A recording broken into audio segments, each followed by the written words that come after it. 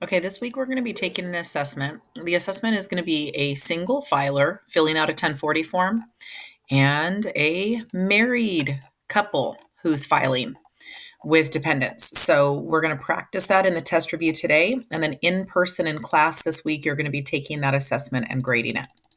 So let's take a quick peek. What you're going to need open is a 1040 form.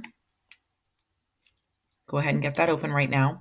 The 2020 tax tables, and possibly a Desmos. I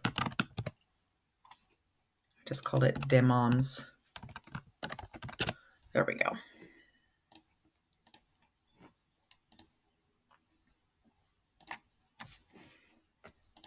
Okay, so now that we've got this all handy, remember that you possibly might want to do a split screen so you can view the W-2 at the same time that you are filling in this 1040.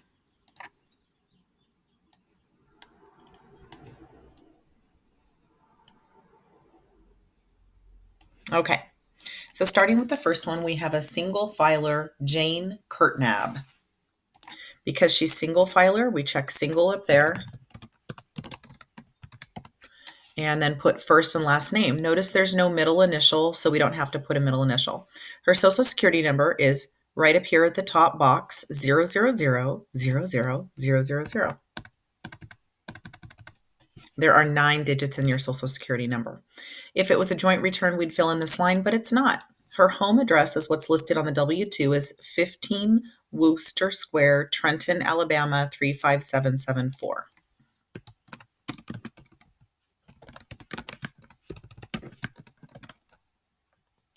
No apartment number. 35774. No foreign country name needed. No contribution to the presidential election campaign. No Bitcoin or cryptocurrency purchased. Nobody can claim this person as a dependent. No blindness, no born before 1956, and no dependents. So the only section for this single filers that you need to fill in at the top is name, social, and address. Now we're down to box 1 and line 1. So looking in box 1 on her W-2, you can see that she earned $68,972. Box 1 goes with line 1. Remember that on a W-2, on a tax form, you can round up to the nearest whole dollar if you want. Now, on these next lines, a lot of these other sources of income are not going to You're not going to have to worry about these for a long time. Are you getting any other interest dividends? Are you getting retirement income? Are you getting Social Security income? Not for a long time. So these are all zeros for most people for a while. Line 7 is capital gain or loss. This is only if you happen to have sold a property during 2020. Well, she did not. No other income from any special sources. So basically lines 2 through 8 are all zeros. And then line 9 says to add those all up. And this is our total income. So 0 plus our income is just $68,972. Then any other additional schedules? No. Or contributions to charity? No. Adding those up gives us 0. So line 11, reading over here, says to subtract 10C from line 9. So if we had contributed to charity, we'd be able to subtract that amount right off the top. That would be nice. Standard deduction, you can find that in this bubble over here to the left. Notice that if I follow this bubble to the left and I go up to the top, it says that singled filers use $12,400 as the standard deduction.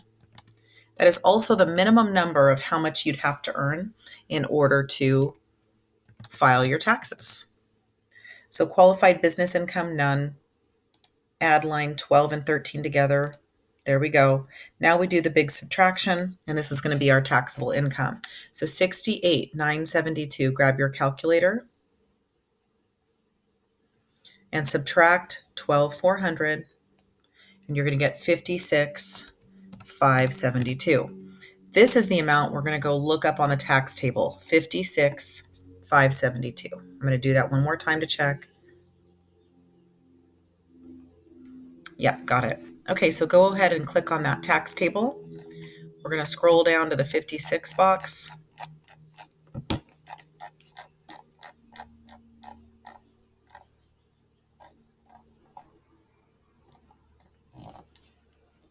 going to zoom in.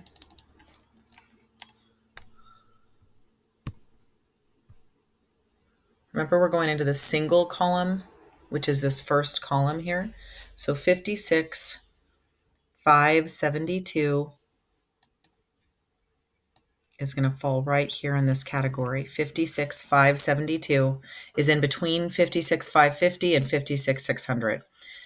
So we get 8237 as the tax. 8237. So this top box right here, 8237, comes from that tax table. Amount from the schedule, none. Add lines 16 and 17. Child tax credit, no children. Schedule 3, nope. Adds line 19 and 20, still 0. 22, subtract line 21 from 18. So we're still at 8237. Other taxes, none. And add those lines together, we still have 8237. Now this box 25A comes from the W-2. This is the federal income tax withheld box 2 in the top right, 13,830 and 25 cents.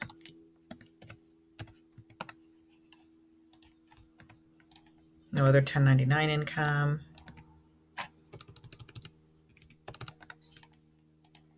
Add that together. And so did you see where I just got that from? Right here in the top right, 13,830 and 25 cents.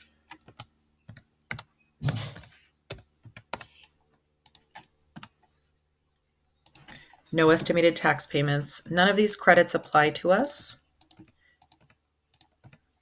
Adding those up, and here come our total payments, 13,830 and 25 cents. Now, if line 33 is more than 24, and it is, we're getting a refund. So go ahead and grab your calculators, 13,830 and 25 cents, and subtract the 8237 we already paid, and we're getting a refund of 55.93 and 25 cents. How much of that refund would you like? All of it. And that means that I'm going to put my checking account number right here for them to direct deposit it right into my account. If I owe something, it would go in line 37, so that doesn't apply. You need to sign and date the tax return, put in an occupation. She is a journalist. I don't know, I just made that up. And we're done. How'd you do?